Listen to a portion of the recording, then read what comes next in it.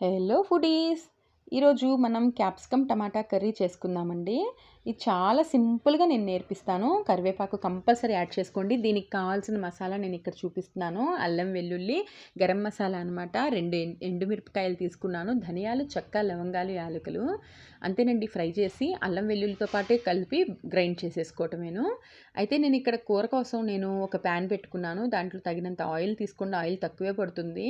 దీంట్లో onion, capsicum, పచ్చిమిర్చి, కరివేపాకు వేసి ముందుగా అది ఫ్రై చేసినాకే మనం ఉప్పు, పసుపు యాడ్ చేసుకోవాలి.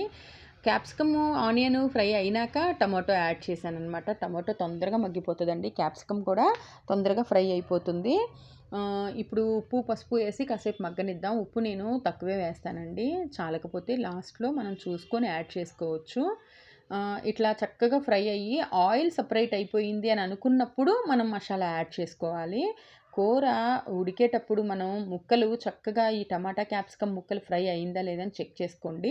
చెక్ చేసినాకే మసాలా యాడ్ చేసుకోండి. గుజ్జు గుజ్జుగా కూర చాలా బాగుంటుందండి. చాలా రుచిగా ఉంటుంది కూర. మీరు ఎప్పుడు ఈ పద్ధతిలో ట్రై చేయకపోతే ఒకసారి ట్రై చేయండి. ఇంకా గరం మసాలా కూడా యాడ్ చేసే అవసరం కూడా ఉండదండి.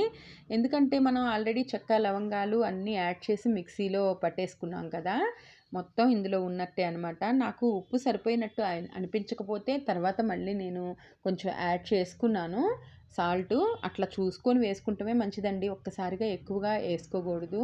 ఉప్పు మీరు రాక్ సాల్ట్ వాడితేనే మంచిదండి ఆరోగ్యానికి కూడా. ఈ కర్రీ చపాతీల్లోకి కానీ, రోటీల్లోకి కానీ చాలా బాగుంటుందండి. తప్పకుండా మీరు ట్రై చేయండి. Okay friends, bye.